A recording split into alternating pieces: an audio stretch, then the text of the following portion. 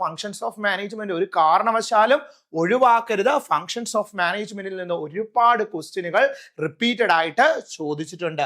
Which of the following are the functions of management എന്നൊക്കെ ഉള്ള question ഒക്കെ മാറിയിട്ട് ഇപ്പൊ എന്താണ്, അല്ലെങ്കിൽ എന്താണ്, who is the father of scientific management dash എന്നൊക്കെ പറഞ്ഞുകൊണ്ടുള്ള ക്വസ്റ്റ്യൻ ഒക്കെ വരുന്നത്, അതൊക്കെ മാറി. Hi hello, welcome to competitive cracker. Competitive ക്രാക്കറിന്റെ പുതിയൊരു വീഡിയോയിലേക്ക് എല്ലാവർക്കും സ്വാഗതം. It's me Vishnu Ashok. നമുക്കറിയാം നമ്മളുടെ ജൂനിയർ അക്കൗണ്ടന്റിന്റെ എക്സാം ഇനി വന്ന് അടുത്തുകൊണ്ടിരിക്കുക അല്ലെ. കൃത്യമായിട്ടുള്ള സ്ട്രാറ്റജി വേണം, കൃത്യമായിട്ടുള്ള ഒരു പഠനം വേണം, കൺസിസ്റ്റന്റ് ആയിരിക്കണം പഠനം. എന്നാൽ മാത്രമേ ഈ ഒരു എക്സാം നമുക്ക് ക്വാളിഫൈഡ് ആകാനായിട്ട് പറ്റത്തുള്ളൂ. നമുക്കറിയാം നമ്മളുടെ കേരള ഫിനാൻഷ്യൽ കോർപ്പറേഷന്റെ അസിസ്റ്റന്റ് എക്സാമിന്റെ റിസൾട്ട് ഒക്കെ വന്നു അല്ലെ. ഇപ്പം നിങ്ങളുടെ എന്താണ് PSC സൈറ്റ് നോക്കി അത് എഴുതിയ ആൾക്കാർ നോക്കിക്കഴിഞ്ഞാൽ അവിടെ റിസൾട്ട് കിടക്കുന്ന കാണാനായിട്ട് പറ്റും. അപ്പൊ നമുക്ക് എത്രയാണ്, നമുക്ക് 65-നും 70-നും ഒക്കെ ഉള്ളവർ പോലും എന്ത് ചെയ്തിട്ടില്ല, അതിന്റെ ലിസ്റ്റിൽ പെട്ടിട്ടില്ല. അപ്പം നമ്മൾ എന്ത് ചെയ്യണം, മാക്സിമം ഫോക്കസ് ചെയ്ത് എന്താണ് നല്ല രീതിയിൽ നല്ല കൺസിസ്റ്റന്റ് ആയിട്ടുള്ള പഠനം, ഒരു കൃത്യമായിട്ടുള്ള ഒരു സ്റ്റഡി പ്ലാൻ ഒക്കെ വെച്ച് കൺസിസ്റ്റന്റ് ആയിട്ടുള്ള ഒരു പഠനം ഉണ്ടെങ്കിൽ മാത്രമേ നിങ്ങൾക്ക് ഈ ഒരു എക്സാം, ഈ ജൂനിയർ അക്കൗണ്ടന്റ് എന്ന് പറയുന്ന ഈ ഒരു എക്സാം ക്വാളിഫൈ ചെയ്യാനായിട്ട് പറ്റത്തുള്ളൂ. അതുകൊണ്ട് തന്നെ എന്ത് ചെയ്യുക, മാക്സിമം ഫോക്കസ് ചെയ്ത് പഠിക്കാനായിട്ട് ശ്രമിക്കണം. CCയെ സംബന്ധിച്ചിടത്തോളം CCയിലെ ക്ലാസ്സുകളൊക്കെ അവൈലബിൾ ആണ്. നിങ്ങൾ നമ്മളുമായിട്ട് കോൺടാക്ട് ചെയ്ത് കഴിഞ്ഞാൽ നമ്മുടെ പുതിയ ബാച്ചിൽ ജോയിൻ ചെയ്ത് കൃത്യമായിട്ട് പഠിക്കാനുള്ള ആ ഒരു സ്റ്റഡി പാറ്റേൺ നിങ്ങൾക്ക് പറഞ്ഞു തരുന്നതായിരിക്കും. അപ്പൊ നിങ്ങൾക്ക് ആ ഒരു നമ്മളോടൊപ്പം ചേർന്ന് പഠിക്കുമ്പോഴത്തേക്കിന് ക്വാളിഫൈഡ് ആകാനും പെട്ടെന്ന് സാധിക്കും. അപ്പൊ ഞാൻ ഇന്ന് നിങ്ങളുടെ മുന്നിൽ എത്തിയിരിക്കുന്നത് നമുക്ക് ഈ ഒരു എക്സാമിന് ചോദിക്കാൻ സാധ്യതയുള്ള കുറച്ച് ക്വസ്റ്റ്യനുകളാണ്. അപ്പൊ നമുക്ക് ഒരു പർട്ടിക്കുലർ ഏരിയ, നമുക്കറിയാം സിലബസിനകത്ത് നമുക്ക് 10 മൊഡ്യൂൾ ഉണ്ട്. അതിലൊരു പർട്ടിക്കുലർ മൊഡ്യൂളിൽ നിന്നാണ് ഞാൻ ഇന്ന് എന്ത് ചെയ്തിരിക്കുന്നത്, ക്വസ്റ്റ്യനുകൾ തയ്യാറാക്കിയിരിക്കുന്ന പ്രീവിയസ് ഇയർ വന്നിട്ടുള്ള ക്വസ്റ്റ്യനുകളുമാണ് കൂടുതലായിട്ടും ഈ ഒരു ഇതിൽ ഉൾപ്പെടുത്തിയിരിക്കുന്നത്. നിങ്ങൾ ക്വസ്റ്റ്യൻ കാണുക, നിങ്ങളൊന്ന് ആൻസർ ചെയ്യാനായിട്ട് ശ്രമിക്കുക. അതോടൊപ്പം തന്നെ നമ്മളുടെ ആൻസർ പറയുന്ന സമയത്തൊന്ന് ചെക്ക് ചെയ്യുക, നിങ്ങൾക്ക് എത്ര മാർക്ക് അതിൽ സ്കോർ ചെയ്യാൻ പറ്റി എന്ന് നമുക്ക് നോക്കാം. ഓക്കെ ആണല്ലോ, സെറ്റ് ആണല്ലോ മക്കളെ, നമുക്ക് സ്റ്റാർട്ട് ചെയ്യാം. ഓക്കെ, ആദ്യത്തെ ക്വസ്റ്റ്യൻ നോക്കിയേ. ആദ്യത്തെ ക്വസ്റ്റ്യൻ ആയിട്ട് പറഞ്ഞിരിക്കുന്നത് which of the following statement is correctly explain planning. പ്ലാനിങ്ങിനെ കറക്റ്റ് ആയിട്ട് എക്സ്പ്ലെയിൻ ചെയ്തിരിക്കുന്ന സ്റ്റേറ്റ്മെന്റ് ഏതാണ് എന്നാണ് ചോദിച്ചിരിക്കുന്നത്. ബിസിനസ് മാനേജ്മെന്റ് എന്ന് പറയുന്ന ഏരിയയിൽ നിന്നുള്ള ഒരു ക്വസ്റ്റ്യൻ ആണ് അല്ലെ. ആ ഒരു മൊഡ്യൂളാണ് ഞാൻ ഇന്ന് എടുത്തിരിക്കുന്നത്. ആ ഒരു മൊഡ്യൂളിൽ നിന്ന് പ്രീവിയസ് ഇയറിൽ വന്നിട്ടുള്ള കുറച്ച് ക്വസ്റ്റ്യനുകളാണ്. നമുക്കറിയാം പ്ലാനിങ് എന്ന് പറഞ്ഞാൽ എന്താണ്, ഡിസൈഡിങ് ഇൻ അഡ്വാൻസ് അല്ലെ. മുൻകൂട്ടി കാര്യങ്ങളെ എന്ത് ചെയ്യാണ്, തീരുമാനിക്കുന്നതിനെയാണ് എന്തെന്ന് പറയുന്നത്, പ്ലാനിങ് എന്ന് പറയുന്നത്. സോ ഇവിടെ നോക്കിയേ, എന്താണ് പ്ലാനിങ് ഈസ്, എന്താണ് concerned only with future activity. Planning is the first and basic function of management. Planning is എന്താണ് eliminate all the business risk. Planning is required only at top level മാനേജ്മെന്റിൽ മാത്രമാണ് planning ഉള്ളതെന്നാണ് പറഞ്ഞിരിക്കുന്നത്. നമ്മളോട് ചോദിച്ചേക്കുന്നത് which of the following statement correctly explain planning. Planning എന്ന് പറയുന്നത് നമുക്കറിയാം, നമ്മൾ ഫങ്ഷൻസ് ഓഫ് മാനേജ്മെന്റ് പഠിക്കുന്ന സമയത്ത് പ്ലാനിങ് എന്ന് പറയുന്നത് ഏറ്റവും ഇമ്പോർട്ടൻ്റ് ആയിട്ടുള്ള ഒരു ഫംഗ്ഷൻ ആണ് ഏതെന്ന് പറയുന്നത്, പ്ലാനിങ് എന്ന് പറയുന്നത്. ഏറ്റവും ബേസിക് ഫംഗ്ഷൻ ആണെങ്കിൽ പോലും ഇതെന്താണ് വളരെ കോംപ്ലക്സ് ആയിട്ടുള്ള ഒരു ഫംഗ്ഷൻ ആണ് അല്ലെ. ഒരുപാട് ടൈം എടുക്കേണ്ട, വളരെ ഒരുപാട് കോൺസെൻട്രേറ്റ് ചെയ്യേണ്ട, ഇച്ചിരി അത്ര വീക്ക് ആയിട്ടുള്ള, വളരെ സ്ട്രോങ് ആയിട്ടുള്ള, വളരെ ടൈം എടുത്ത് വളരെ കോംപ്ലക്സ് ആയിട്ടുള്ള ഒന്ന്, വളരെ റിജിഡ് ആയിട്ടല്ലേ, വളരെ ഒരുപാട് എഫേർട്ട് ഇടേണ്ട ഒന്ന് തന്നെയാണ് ഏതെന്ന് പറയുന്നത്, പ്ലാനിങ് എന്ന് പറയുന്നത്. സോ ഇവിടെ ആൻസർ ഏതായിരിക്കും മക്കളെ വരുന്നത്? പ്ലാനിങ് ആൻസർ ഏതാ വരുന്നത്? വളരെ സിമ്പിൾ ക്വസ്റ്റ്യൻ ആണ്. ഇതിന്റെ ആൻസർ വരുന്ന ഓപ്ഷൻ ബി ആണ്. Planning is the primary function and foundation of all other managerial function. മറ്റെല്ലാ മാനേജീരിയൽ ഫംഗ്ഷന്റെയും ഫൗണ്ടേഷൻ ആണ്, ഏറ്റവും ബേസിക് ആയിട്ടുള്ള ഫംഗ്ഷൻ ആണ് ഏതെന്ന് പറയുന്നത്, പ്ലാനിങ് എന്ന് പറയുന്നത്. മനസ്സിലായോ? ക്ലിയർ ആയോ? അടുത്ത ക്വസ്റ്റ്യൻ നോക്കിയേ. വീണ്ടും നമ്മൾ ഫങ്ഷൻസ് ഓഫ് മാനേജ്മെന്റ് ഒരു കാരണവശാലും ഒഴിവാക്കരുത്. ഫങ്ഷൻസ് ഓഫ് മാനേജ്മെന്റിൽ നിന്ന് ഒരുപാട് ക്വസ്റ്റ്യനുകൾ റിപ്പീറ്റഡ് ആയിട്ട് ചോദിച്ചിട്ടുണ്ട്. ക്വസ്റ്റ്യൻ നോക്കിയേ. Staffing differ from organising because staffing focusing on. Staffing ഓർഗനൈസിങ്ങിലും നിന്ന് വ്യത്യസ്തമാണ്. നമുക്കറിയാം സ്റ്റാഫിങ് ഓർഗനൈസിങ് ഒക്കെ ഡിഫറെന്റ് ഫങ്ഷൻസ് ആണ്. അവ തമ്മിൽ എന്തോ ഒരു വ്യത്യാസമുണ്ട്. എന്തുകൊണ്ടാണ്? സ്റ്റാഫിംഗ് എന്ന് പറയുന്ന ഫോക്കസ് ചെയ്യുന്ന എന്തിലാണ്? അലോക്കേഷൻ ഓഫ് ഡ്യൂട്ടീസിലാണോ, അതോ അതോറിറ്റി റിലേഷൻഷിപ്പിലാണോ, അതോ ഹ്യൂമൻ റിസോഴ്സിന്റെ പ്രൊക്യൂർമെന്റും ഡെവലപ്മെന്റും ആണോ, അതോ ഗ്രൂപ്പിംഗ് ഓഫ് ആക്ടിവിറ്റീസ് ആണോ?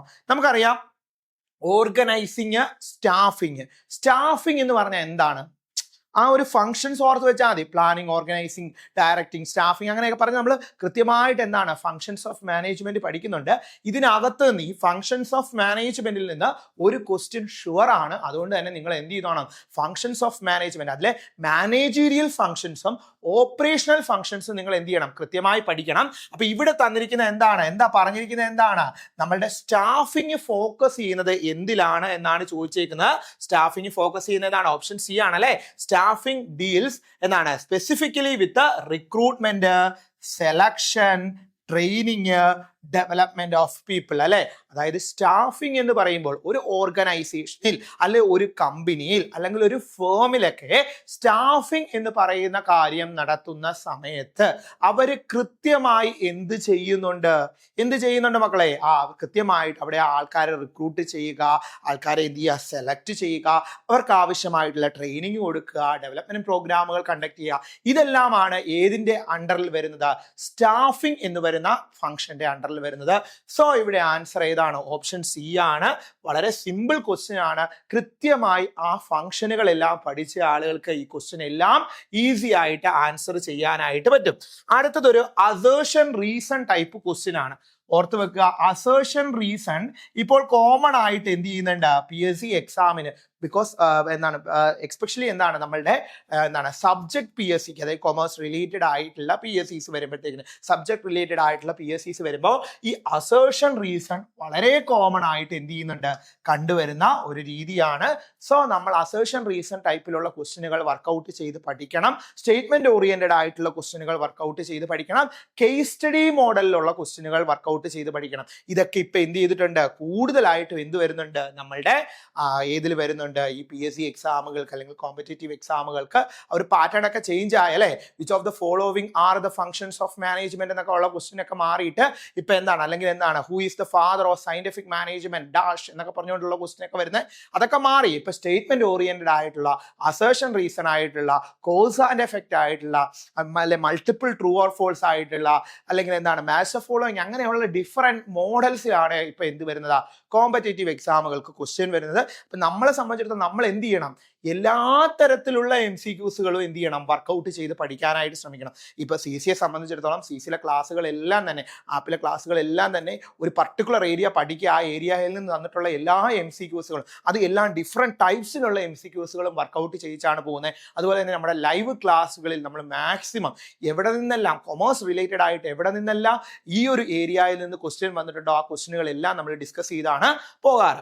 ഓക്കെ, ഇവിടെ നോക്കിയ മക്കളെ, അസേർഷൻ ആയിട്ട് തന്നേക്കുന്ന controlling is the backward looking function ആണോ കൺട്രോളിംഗ് എന്നുള്ളത് ആലോചിച്ച് നോക്കുക. Controlling compare the actual performance with planned standard. നമ്മൾ പ്ലാൻ ചെയ്ത് വെച്ചേക്കുന്ന സ്റ്റാൻഡേർഡും ആക്ച്വൽ ആയിട്ടുള്ള പെർഫോമൻസും തമ്മിൽ കമ്പയർ ചെയ്യുകയാണ് ഏതിൽ ചെയ്യുന്നത്, കൺട്രോളിംഗിൽ ചെയ്യുന്നതെന്നാണ് പറഞ്ഞേക്കുന്നത്. അതുകൊണ്ട് തന്നെ കൺട്രോളിംഗ് ഒരു ബാക്ക്വേർഡ് ലുക്കിംഗ് ഫംഗ്ഷൻ ആണ് എന്നാണ് അസേർഷനകത്ത് പറഞ്ഞേക്കുന്നത്. മക്കൾ ഏത് ആൻസർ വരുന്നത്, വളരെ സിമ്പിൾ അല്ലേ. കൺട്രോളിങ്ങിന്റെ സ്റ്റെപ്സും പഠിച്ചു വെക്കേണ്ടതാണ് അല്ലേ. ആദ്യം എന്ത് ചെയ്യുന്നുണ്ട്, ഒരു പർട്ടിക്കുലർ ആയിട്ടുള്ള സ്റ്റാൻഡേർഡ് ഫിക്സ് ചെയ്യുന്നുണ്ട്, അതിനുശേഷം എന്ത് ചെയ്യുന്നുണ്ട്, ആക്ച്വൽ പെർഫോമൻസ് മെഷർ ചെയ്യുന്നുണ്ട്, എന്നിട്ട് കമ്പയർ ചെയ്യുന്നുണ്ട്. ഏതൊക്കെ നമ്മൾ സെറ്റ് ചെയ്ത സ്റ്റാൻഡേർഡും ആക്ച്വൽ പെർഫോമൻസും കൂടി കമ്പയർ ചെയ്യുന്നുണ്ട്. എന്തെങ്കിലും ഡീവിയേഷൻസ് ഉണ്ടെങ്കിൽ കറക്റ്റീവ് ആയിട്ടുള്ള ആക്ഷൻസ് എടുക്കുന്നുണ്ട് അല്ലേ. ഇങ്ങനെയല്ലേ നമ്മൾ പഠിച്ചിരുന്നത്. സോ ഇവിടെ ആൻസർ ഏതാണ്, ഓപ്ഷൻ എ അല്ലേ. അതായത് കൺട്രോളിംഗ് എന്ന് പറയുന്നത് look at back at the performance to ensure the conformity with plan. നമ്മൾ പ്ലാൻ ചെയ്ത് വെച്ച രീതിയിൽ തന്നെയാണോ പെർഫോം ചെയ്തിരിക്കുന്നത് എന്നുള്ള കാര്യം നോക്കുക തന്നെയാണ് അല്ലേ. അവിടെ ഒരു ബാക്ക്വേർഡ് ലുക്കിംഗ് തന്നെയാണ് ഇതിൽ വരുന്നത്, കൺട്രോളിംഗിൽ വരുന്നത്. ക്ലിയർ ആണല്ലോ. അടുത്ത ക്വസ്റ്റ്യൻ നോക്കിയേ, വീണ്ടും ഒരു അസേർഷൻ റീസൺ ക്വസ്റ്റ്യൻ ആണ്. അസേർഷൻ റീസൺ ഒക്കെ മാനേജ്മെന്റിൽ നിന്ന് ഒരുപാട് ക്വസ്റ്റ്യൻ വരാൻ സാധ്യതയുണ്ട് കേട്ടോ. അതിൻ്റെതായ ഒരു പ്രാധാന്യം കൊടുത്ത് പഠിക്കണേ. ഇവിടെ നോക്കിയേ, അസേർഷൻ ആയിട്ട് പറഞ്ഞേക്കാണ് motivation is an important element in directing. Motivation എന്ന് പറയുന്നത് ഒരു ഇമ്പോർട്ടന്റ് എലമെന്റ് ആണ് ഏതിന്റെ, ഡയറക്റ്റിങ്ങിന്റെ വളരെ ഇമ്പോർട്ടന്റ് ആയിട്ടുള്ള ഒരു എലമെന്റ് ആണ് ഏതെന്ന് പറയുന്നത്, മോട്ടിവേഷൻ എന്ന് പറയുന്നത്.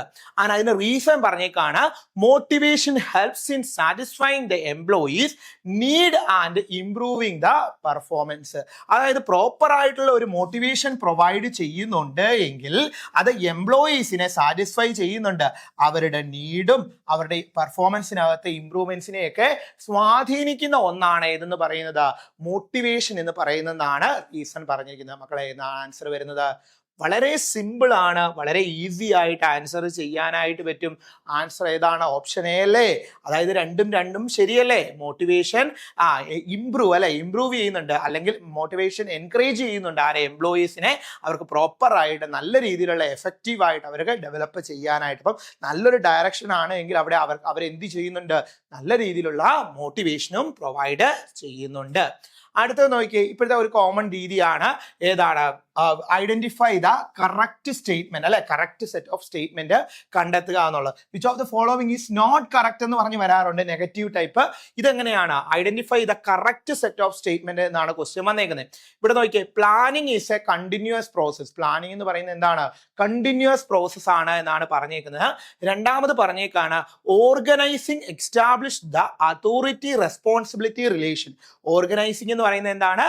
അതോറിറ്റി റെസ്പോൺസിബിലിറ്റി റിലേഷൻഷിപ്പിനെയാണ് മെഷർ ചെയ്യുന്നതെന്നാണ് പറഞ്ഞിരിക്കുന്നത്. Staffing exclude training. സ്റ്റാഫിങ്ങിനകത്ത് എക്സ്ക്ലൂഡ് ചെയ്യാണ് ട്രെയിനിങ് എന്നാണ് പറഞ്ഞിരിക്കുന്നത്. ഡയറക്റ്റിംഗ് എന്നാണ് ഇനീഷ്യേറ്റ് ആക്ഷൻസ്. ഡയറക്റ്റിങ്ങിനകത്ത് ഇനീഷ്യേറ്റ് ചെയ്യുന്നുണ്ട് ആക്ഷൻ. മക്കളെ ഏതൊക്കെയാണ് ശരിയായിട്ടുള്ളത്? ഞാൻ പറഞ്ഞു, നമ്മൾ എന്താണ് നമ്മളുടെ ബിസിനസ് മാനേജ്മെന്റിൽ ഒരു പർട്ടിക്കുലർ ആയിട്ടുള്ള ഏരിയയിൽ നിന്ന് വന്നിട്ടുള്ള മാക്സിമം ക്വസ്റ്റ്യനുകളാണ് നമ്മൾ ഡിസ്കസ് ചെയ്യുന്നത്. നമ്മൾ എടുത്തിരിക്കുന്ന ഏരിയ ഏതാണ്? ഫങ്ഷൻസ് ഓഫ് മാനേജ്മെന്റ് ആണ്.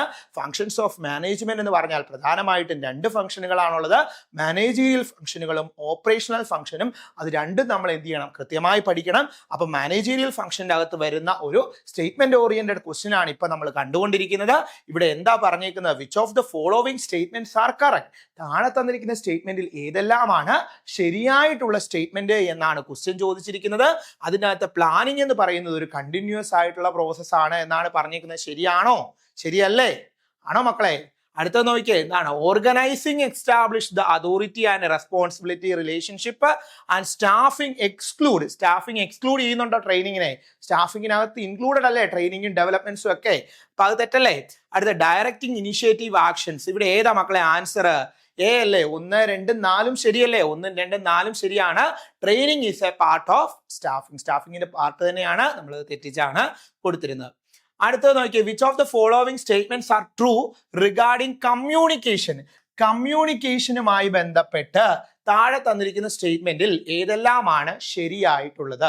കമ്മ്യൂണിക്കേഷനുമായി ബന്ധപ്പെട്ട് താഴെ തന്നിരിക്കുന്ന സ്റ്റേറ്റ്മെന്റിൽ ഏതെല്ലാമാണ് ശരിയായിട്ടുള്ളത്? ട്രൂ ആയിട്ടുള്ള സ്റ്റേറ്റ്മെന്റ് ഏതാണ് എന്നാ ചോദിച്ചിരിക്കുന്നത്. ഇവിടെ നോക്കിയേ, communication is A one way process. Communication എന്ന് പറയുന്നത് ഒരു വൺ വേ പ്രോസസ് ആണെന്നാണ് ആദ്യത്തെ സ്റ്റേറ്റ്മെന്റ് പറഞ്ഞിരിക്കുന്നത്. രണ്ടാമതായിട്ട് നോക്കുക, feedback is essential for effective communication. ഒരു എഫക്റ്റീവ് ആയിട്ടുള്ള കമ്മ്യൂണിക്കേഷൻ ആണ് എങ്കിൽ ഫീഡ്ബാക്ക്, തിരിച്ചു കിട്ടുന്ന ആ ഒരു ഫീഡ്ബാക്ക് എന്ന് പറയുന്നത് വളരെ എസെൻഷ്യൽ ആണെന്നാണ് പറഞ്ഞേക്കുന്നത്. വളരെ എസെൻഷ്യൽ ആയിട്ടുള്ള ഒന്നാണ് എഫക്റ്റീവ് കമ്മ്യൂണിക്കേഷനിൽ ഫീഡ്ബാക്ക് എന്ന് പറയുന്നത്. അടുത്ത് നോക്കുക, barriers reduce the communication effectively. അതായത് എന്താണ്? ബാരിയേഴ്സ് എന്ത് ചെയ്യുന്നുണ്ട്? Reduce communication efficiency. കമ്മ്യൂണിക്കേഷന്റെ എഫിഷ്യൻസിയെ റെഡ്യൂസ് ചെയ്യുന്നവയാണ് ബാരിയേഴ്സ് എന്നാണ് പറഞ്ഞേക്കുന്നത്. ശരിയല്ലേ? Communication is not required for leadership. Communication is not required for leadership. മക്കളെ ഇതിനകത്ത് ഏതൊക്കെയാണ് ശരിയായിട്ടുള്ളത്? ഏതൊക്കെയാണ് ശരിയായിട്ടുള്ളത് ഒന്ന് ആലോചിച്ച് നോക്കിയേ. Communication is a one way process. Communication എന്ന് പറയുന്നത് വൺ വേ പ്രോസസ് ആണോ? അടുത്തെന്താണ്? ഫീഡ്ബാക്ക് എന്ന് പറയുന്നത് എസെൻഷ്യൽ ആണോ? എഫക്റ്റീവ് കമ്മ്യൂണിക്കേഷൻ ഏറ്റവും അനിവാര്യമായിട്ടുള്ള ഒന്നാണോ ഫീഡ്ബാക്ക് എന്ന് പറയുന്നത്? ശരിയാ അല്ലേ? ബാരിയേഴ്സ് എന്ത് ചെയ്യുന്നുണ്ട്? കമ്മ്യൂണിക്കേഷന്റെ എഫിഷ്യൻസിയെ കുറയ്ക്കുന്നുണ്ട്. ശരിയല്ലേ? ബാരിയേഴ്സ് കമ്മ്യൂണിക്കേഷൻ എഫിഷ്യൻസി കുറയ്ക്കുന്നില്ലേ? ബാരിയേഴ്സ് ഉണ്ടാകുമ്പോൾ കമ്മ്യൂണിക്കേഷൻ പ്രോപ്പർ ആയിട്ട് പോവോ? ഇല്ല. അതുപോലെ communication is not required for leadership. ലീഡർഷിപ്പിന്റെ ആവശ്യമില്ലേ കമ്മ്യൂണിക്കേഷന്? ഏതാ മക്കളെ ആൻസർ വരുന്നത്? ഏതാണ് ആൻസർ വരുന്നത്? പറഞ്ഞേ. 2, 3 ആണോ? അതോ 1, 4 ആണോ? അതോ 1, 2, 3 ആണോ? അതെല്ലാം ശരിയാണോ? ഏതാണ് ശരിയായിട്ടുള്ള? ഓപ്ഷൻ എ ആണല്ലേ? ഓപ്ഷൻ എ ആണ്. Communication is A 2 way and essential for leadership. Communication 2 വേ ആണ്, അതുപോലെ തന്നെ എസെൻഷ്യൽ ഫോർ ലീഡർഷിപ്പ് ആണ്. സോ ഇവിടെ ആൻസർ ഏതാണ്? 2ഉം 3ഉം ആണ് ശരിയായിട്ടുള്ളത്. 1ഉം 4ഉം എന്നാണ് തെറ്റായിട്ടുള്ള സ്റ്റേറ്റ്മെന്റ് ആണ് അല്ലേ? അത് വായിക്കുമ്പോൾ തന്നെ കിട്ടും അല്ലെ. കമ്മ്യൂണിക്കേഷനെ പറ്റി ഒരു ബേസിക് നോളജ് ഉള്ള ആളുകൾക്ക് അത് വായിക്കുമ്പോൾ തന്നെ കിട്ടും. അടുത്ത നോക്കിയേ, which statement relates to organisational behaviour. Organisational ബിഹേവിയറുമായി ബന്ധപ്പെട്ട് ശരിയായിട്ടുള്ള സ്റ്റേറ്റ്മെന്റ് ഏതാണ് എന്നാണ് ചോദിച്ചേക്കുന്നത്. Which statement relates to organisational behaviour? Study of individual behaviour, study of group dynamic, study of machine efficiency, study of organisational culture. അപ്പൊ ഇവിടെ ഓർത്ത് വെക്കുക, ഓർഗനൈസേഷണൽ ബിഹേവിയർ എന്ന് പറഞ്ഞാൽ എന്താണ്?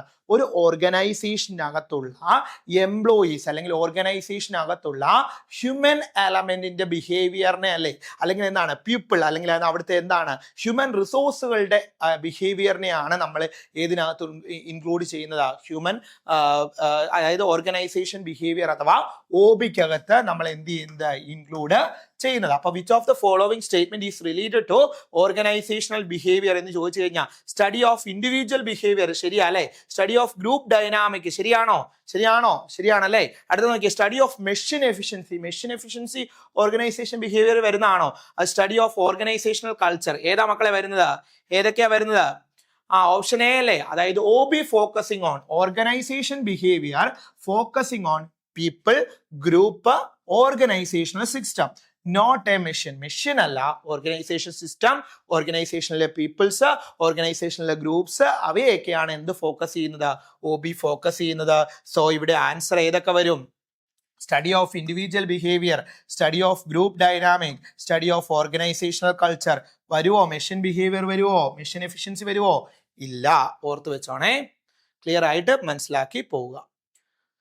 അടുത്ത ക്വസ്റ്റ്യൻ നോക്കിയേ, OD organisational development. Organisational development is characterised by.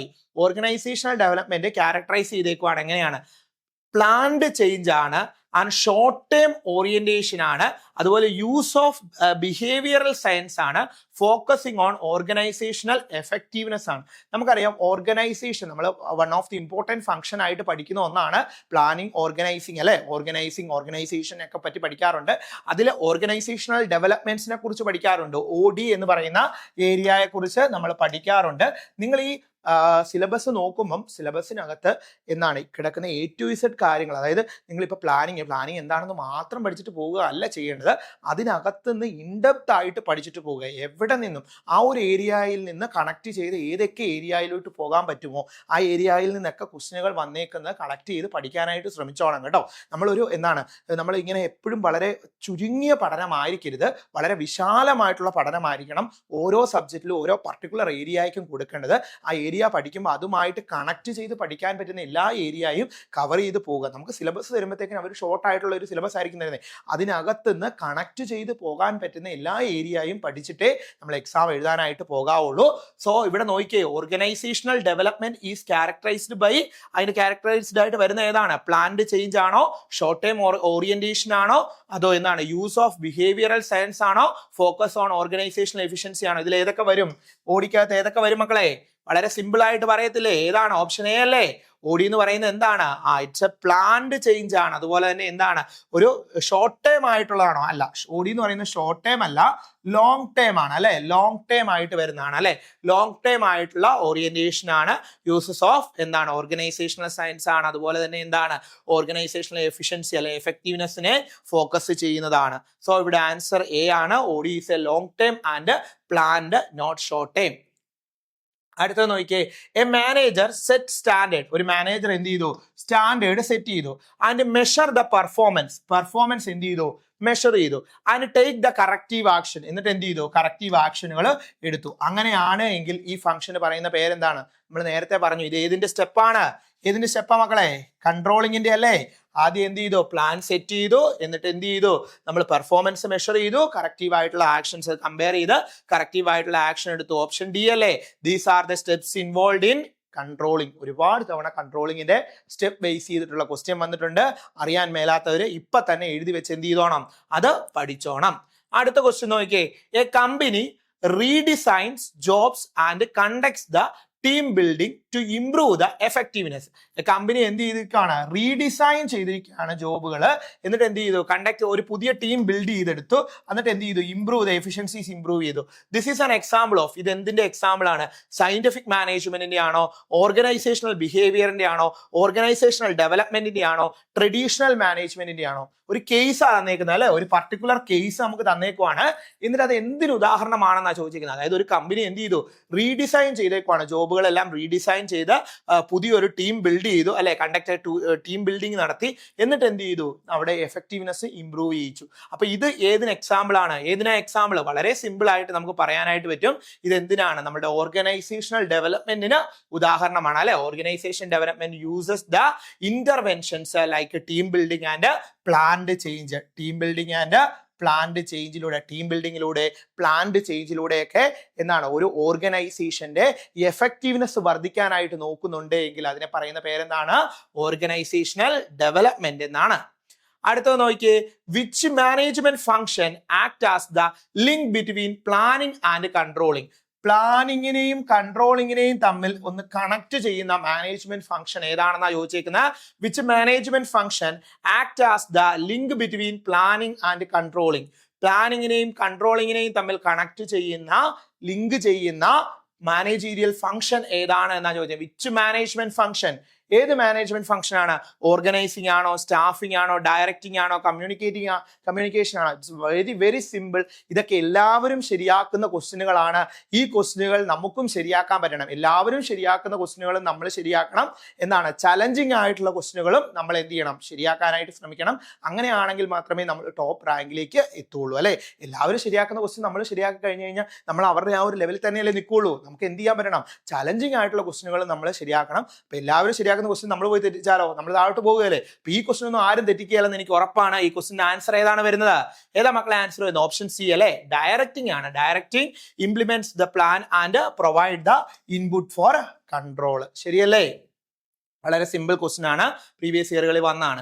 അടുത്ത നോക്കിയേ, OB അതായത് organisational behaviour is different from HR അല്ലെ, ഹ്യൂമൻ റിസോഴ്സ് ഡെവലപ്മെന്റ് അല്ലെ, human resource management. Human resource മാനേജ്മെന്റിൽ നിന്ന് വ്യത്യസ്തമാണ് ഏതെന്ന് പറയുന്നു, ഓർഗനൈസേഷൻ ബിഹേവിയർ എന്ന് പറയുന്നത്. OB is primarily focusing on, OB primary ആയിട്ട് അല്ലെ പ്രിമിനർലി ആയിട്ട് ഫോക്കസ് ചെയ്യുന്ന എന്തിലാണ്? റിക്രൂട്ട്മെന്റ് ആൻഡ് സെലക്ഷനിലാണോ? അല്ല. സാലറി അഡ്മിനിസ്ട്രേഷനിലാണോ? അല്ല. Understanding the behaviour at work അല്ലെ, വർക്ക് പ്ലേസിലെ ആളുകളുടെ ബിഹേവിയർ അല്ലെങ്കിൽ അവരുടെ ആറ്റിറ്റ്യൂഡ്, അവരുടെ ആ ഒരു ജോലി ചെയ്യാനുള്ള മനോഭാവം അല്ലെങ്കിൽ അവർ ആ ജോലി ചെയ്യുന്നതിനകത്തുള്ള ആത്മാർത്ഥത, ഇത്തരത്തിലുള്ള ഇൻഡിവിജ്വൽ ബിഹേവിയറുകളെയാണ് ഏതിൽ ഫോക്കസ് ചെയ്യുന്നത്? OBയിൽ ഫോക്കസ് ചെയ്യുന്നത്. റിക്രൂട്ട്മെന്റ്, സെലക്ഷൻ, സാലറി അഡ്മിനിസ്ട്രേഷൻ അങ്ങനെയുള്ള കാര്യങ്ങളൊക്കെ ഏതിലാണ് വരുന്നത്? ഹ്യൂമൻ റിസോഴ്സ് മാനേജ്മെന്റിലാണ് വരുന്നത്. സോ ഇവിടെ ആൻസർ ഓപ്ഷൻ സി ആണ്. OB study behaviour while HRM focusing on HR functions, human resource functions. ഓർത്ത് വെച്ചോണം കേട്ടോ. അടുത്ത നോക്കിയേ, which approach to OB assumes employees are self-motivated and responsibles. Which function, which approach, OBക്കകത്തെ different അപ്രോച്ചുകൾ നമ്മൾ പഠിക്കുന്നുണ്ട്. അതിൽ ഏത് അപ്രോച്ചാണ് സെൽഫ് മോട്ടിവേറ്റഡും റെസ്പോൺസിബിളും ആകുന്നത്? തിയറി എക്സ് ആണോ, തിയറി വൈ ആണോ, സയന്റിഫിക് മാനേജ്മെന്റ് ആണോ, ക്ലാസിക്കൽ തിയറി ആണോ? നമ്മൾ പഠിച്ചിട്ടുള്ളതാണ്. തിയറി എക്സും തിയറി വൈയും ഒക്കെ പഠിച്ചാണ്. അപ്പൊ നമുക്കറിയാം സെൽഫ് മോട്ടിവേറ്റഡ് ആയിട്ടുള്ള റെസ്പോൺസിബിൾ ആകുന്ന ഏതിലാണ്?